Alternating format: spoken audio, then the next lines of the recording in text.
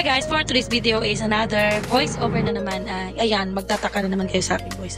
Actually guys, this cake is kukento ko ako ra i-kuhan sa enjoy i-share no.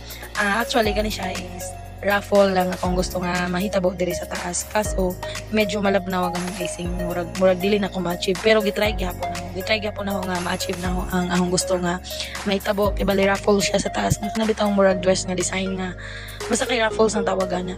Kung sa fondant ba ma-achieve yun na pag-ayo pero sa icing depende ra kung saan nimo pag-achieve or paggamit ka na. Ingana na gyud ang resulta tapos gihuman ako ako nang tapuson gyud ako kung para makita na ko kung unsay result kung sa gana sa iya.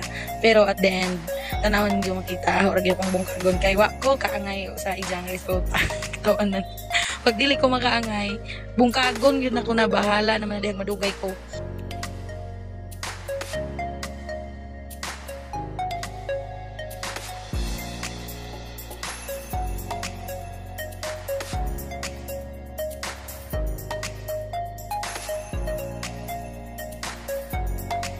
Na basta kay biskay alauna na ni siya na nasugdan kay didto po tandag ani nga time na po ko gilakaw tapos alas 3 ra baga nag pick up ani basta kay nalangan gadud ko kay mga hapit duha ka oras na ni kapin na human ning kika kay basta kay nakatawanan lagi ingana gadud ko basta dili na ho magustuhan nagong himo aw na siyang bungkagon tapos ako na dayong himo nagahong gusto mahimo bisan pag naigisend ang customer tapos usahay magbot-bot lagi pud ko pero kaning usahay ka nang agisend ka nang usahay agi pasundugan na iPhone dan tapos gabi ka daghan ra nga ibali ang gi-send ani niya is na rosette ang ibabaw na which is ang rosette is grabe ka gasto sa icing so nag-anak ko sa iya na i-raffles na ko.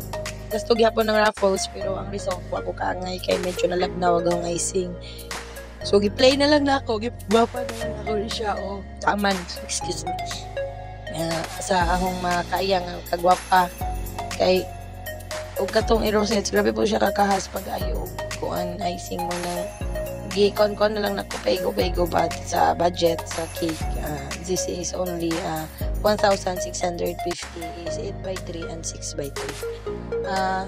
So mauna to na mauna akong mga design, mga anik-anik. This is a photo printed toppers. Then na siya non-edible na mga flowers. Mga plastic lang na flowers. Pero ninyo bisag ninyo mo plastic lang. Pero nowadays ang mga plastic flowers is pricey na sad, mahal na sad. Ang isa ka pungpong is nagkuha na siya. Kanang gagmay lang is 65. Ang dagko is 50 each. 50 to 65 pesos each. Kalang labi na sa kanang pang-wedding na mga flowers is na siya nag-rent siya 65 each. Inga na ka mahal o labi na pudog sa gaisano ka mo palit. Mahal-mahal ang mga flowers na kuwan. Na siya sa tag 75 each ha. Each lang na kada isa. Mo nang dili pod sayon kanang naay mo order sa imo og mga wedding cakes ana kay with flowers bayad gyud na siya para mo na ipagwapa sa atong cakes mga anik-anik sa cakes. For your information guys is wala na mo na gipangayo ginapalit na siya apil na siya sa posting maong makakuan mo og usahay mo medyo pricey because of the things nga ipamutang pa diha sa cake para mugwa pa ang inyong cake para presentable ang inyong cake. Alright mga to guys, thank you for watching and please do subscribe here in my YouTube channel. Ayaw mo kalimot pag-subscribe kung mulabay mo ani. Thank you so much.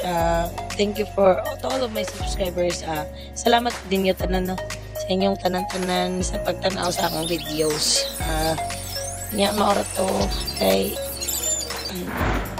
anyan.